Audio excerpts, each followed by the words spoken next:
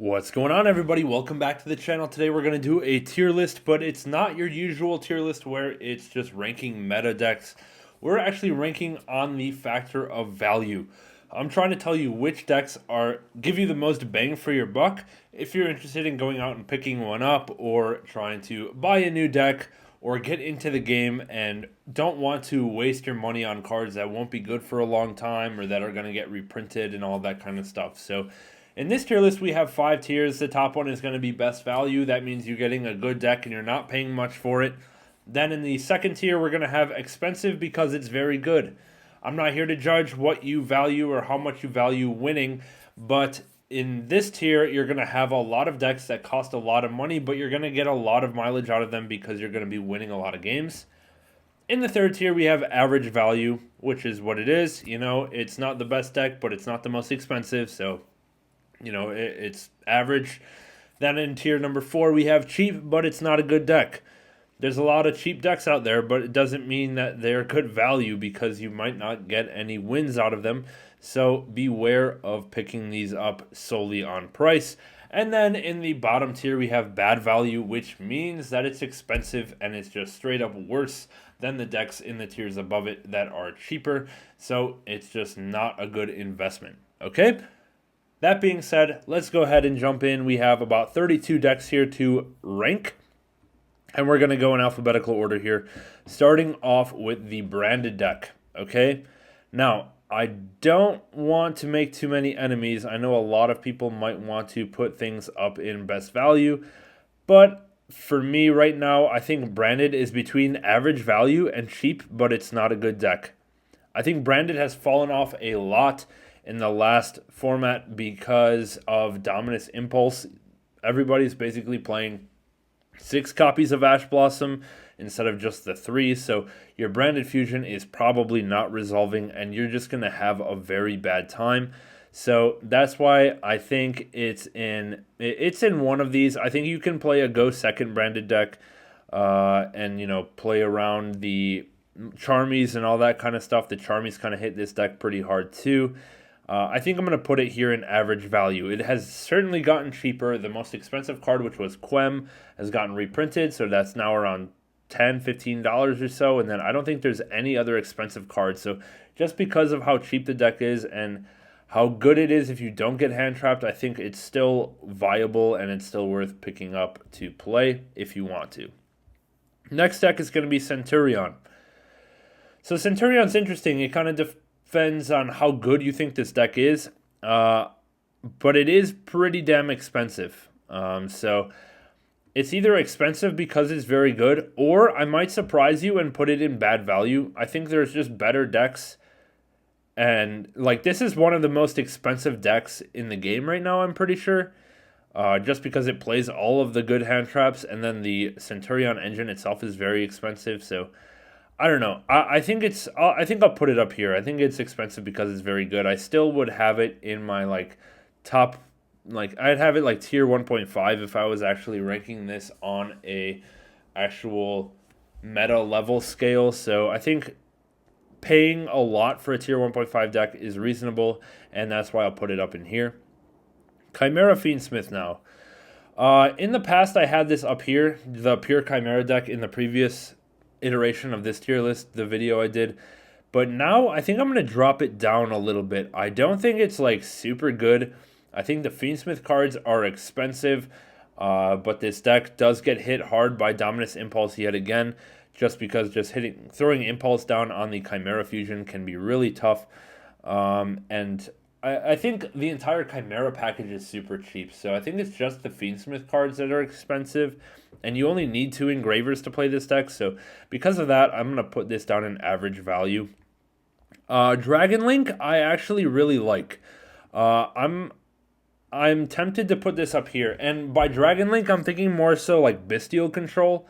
I think that deck is actually kind of nice, and the reason it's nice for value in terms of picking this deck up is that basically half your deck at least is hand traps, right? So if you want to pick up a new deck, picking up all the dragon pieces is super cheap. Picking up all the hand traps is going to go a long way, if you decide to change decks in the future. And for that reason, I really like having mega hand trap decks in the best value category. You're going to be able to reuse those cards if you decide to switch decks, and I think it's just really solid.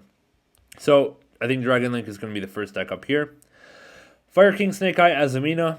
I'm going to put it up here in expensive because it's very good. The Azumina cards are fairly pricey. We have Deceptions, which are like $50 a piece right now. The Alcanixes are $15 a piece right now. And then we have all the Wanteds and Diabellestar stuff, but those are about to get reprinted in Quarter Century Bonanza, so we don't have to worry about those,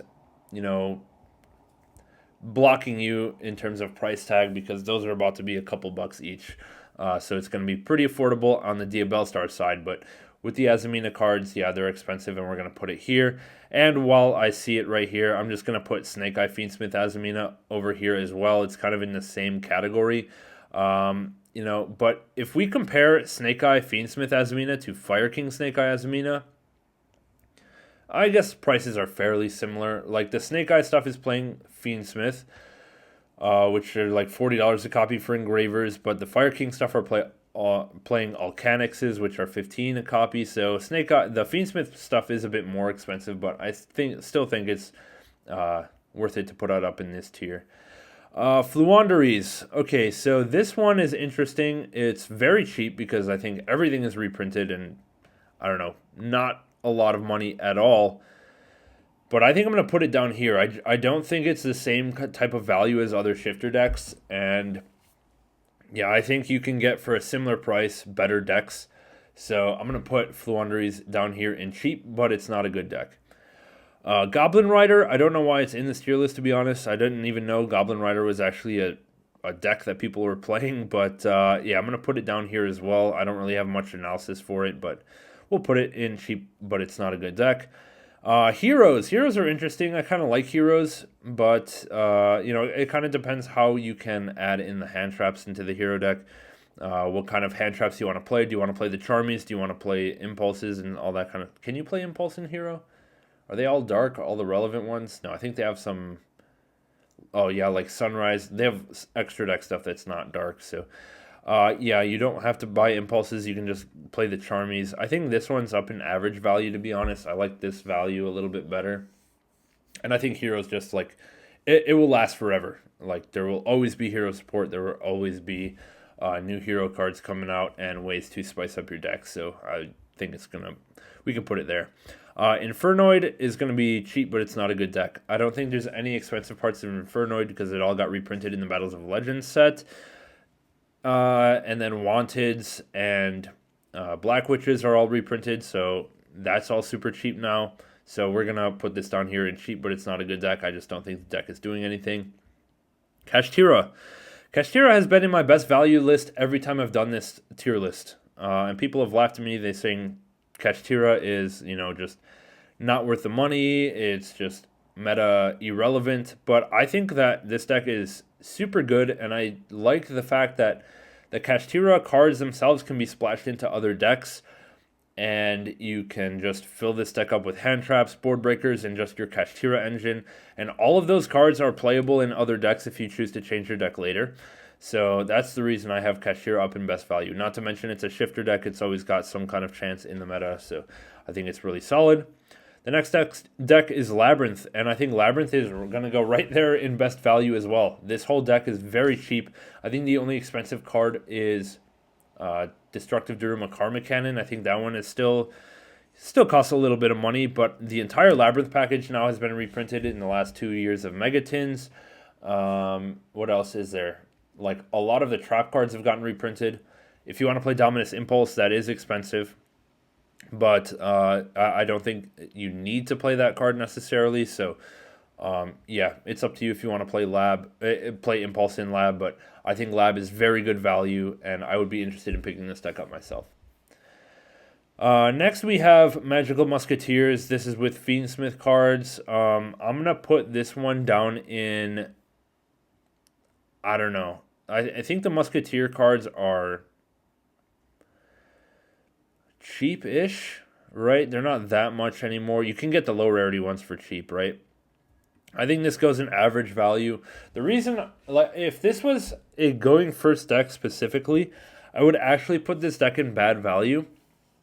And that hurts me because this is one of my favorite decks ever, Magical Musketeers. But honestly, like the Fiendsmith stuff gets so cooked by all of the hand traps right now, and there's just better going first decks with Fiendsmith than Musketeers. But if you want to play a go second version, you don't get cooked as hard by the Mulch armies. You can actually tech your deck out to beat the meta with going second board breakers, and for that reason, I'm going to put it up here in average value, specifically if you want to play a going second version. Melodious is going to be cheap. I don't know. I kind of like Melodious's value, but I don't know. I hate to just dump everything into average value, but that's kind of where it is. Like, it's not that great of a deck right now, but it is super cheap. Like, First Movement Solo got reprinted. Ostinato got reprinted twice, or at least it will be twice. And then, yeah, all the other cards are commons, right? So there's, like, nothing expensive in this deck whatsoever. And I think it is better than a lot of these other decks. I'm going to put it, like, here. And, yeah, I think Melodious is average. Memento Fiendsmith, I'm going to say it's expensive because it's very good. Yeah, you have to buy the Fiendsmith cards. The Memento cards are actually kind of costly with Bone Party and Anguish. They're both like $15 or so. And those are 3 ofs each. So this deck can get up there in price. Not to mention you can tech in some other, like all the hand traps, the Charmies and stuff. So yeah, I think we're going to put Memento up in this category here. Mermail, I think Mermail is really good value. The entire engine is super cheap. It's just, Mermail Abyss Gaios is actually kind of expensive, right? It's like $50 for the Ultra, and I don't think that's getting reprinted in the, what's it called, Rarity Collection. But I think if you want to play a combo deck for cheap, I think Mermail is definitely a deck to look at because, yeah, you don't have to play Fiendsmith, you don't have to play Azamina. You do have to play, you kind of feel like you have to play Dominus Impulse, though, which is expensive. It kind of depends on if you include those hand traps in these costs when figuring out this tier list, but I think Mermail is pretty good value in terms of the engine, so I'm going to leave it up here. Millennium, this is the Exodia deck with like Secret Village of the Spellcasters, Dimension Shifter, the like OTK deck. I don't know. I want to put it here. I don't think it's that good. I think it's kind of gimmicky. So yeah, I'm going to put it here. It is decent value though. I think it's fairly cheap all around.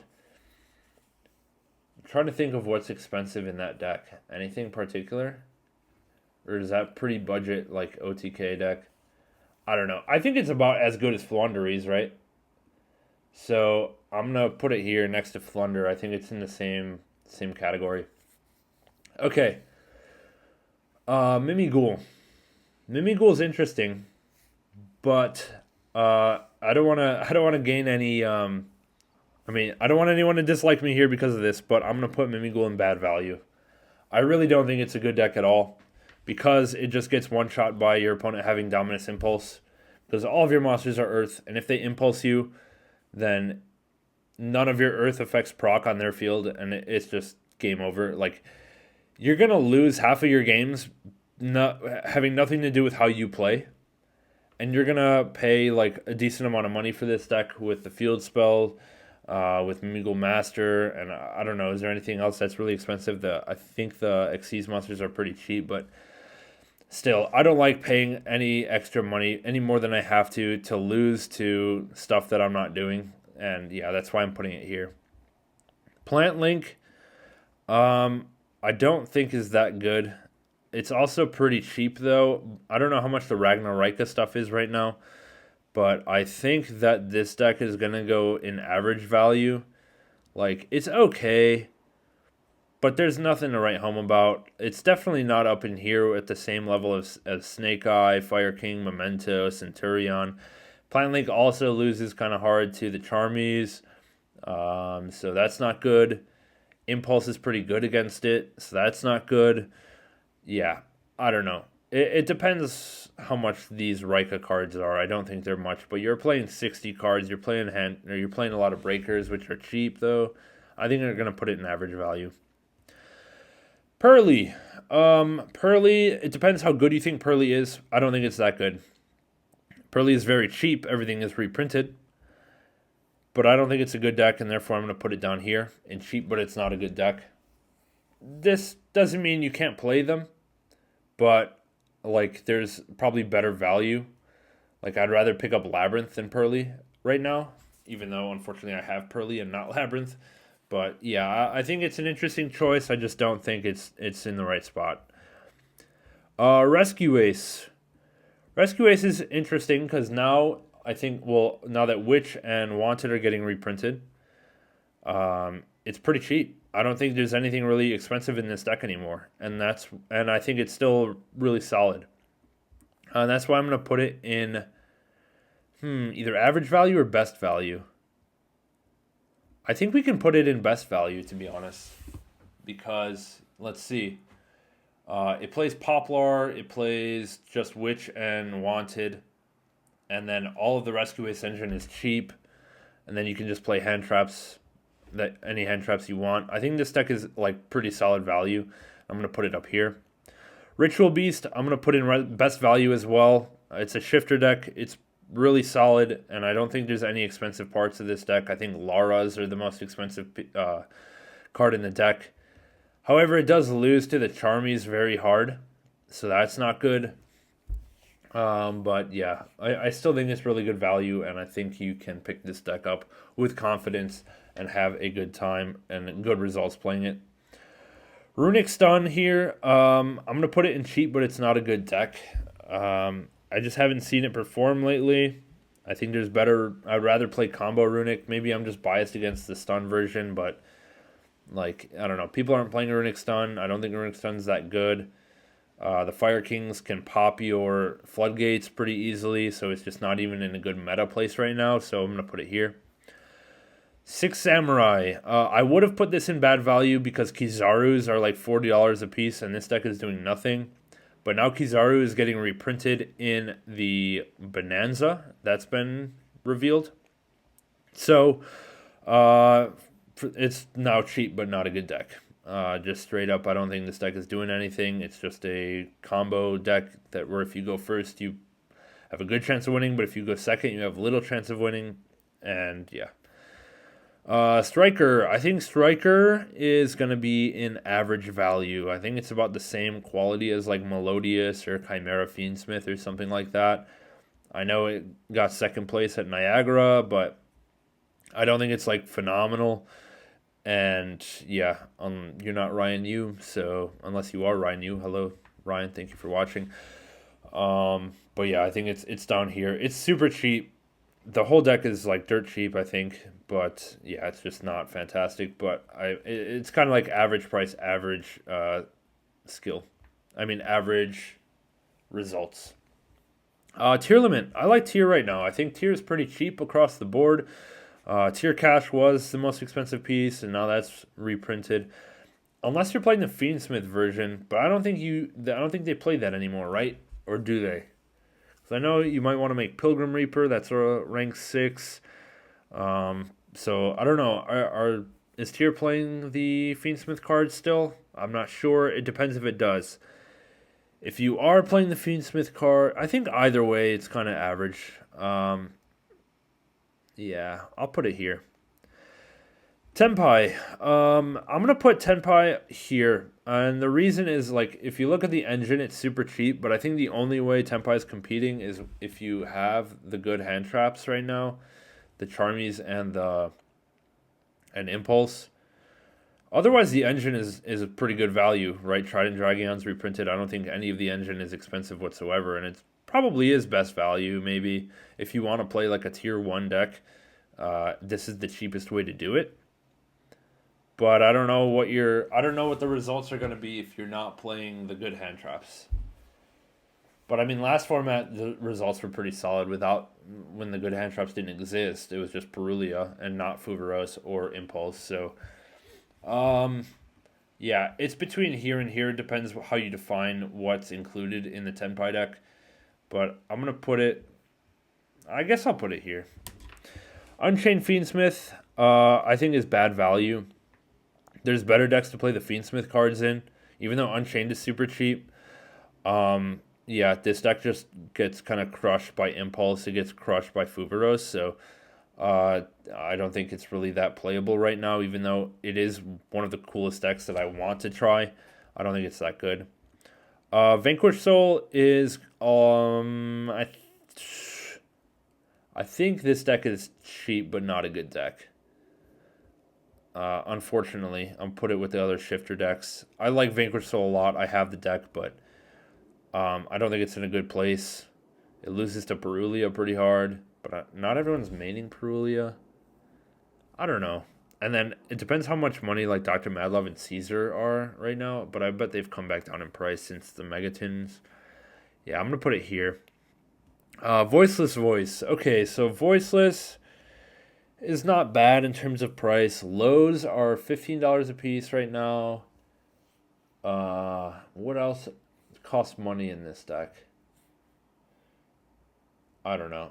I think this deck is average value. I'll put it here. I don't really know what to say about it. Like, it's okay. It doesn't play in the Fuvaros. It loses to Impulse. Yeah, I'll put it there. White Forest, Runic. I'm just going to talk about this as if it's just White Forest at all. Man, I have a hard time finding value in White Forest. Like right now, anyway.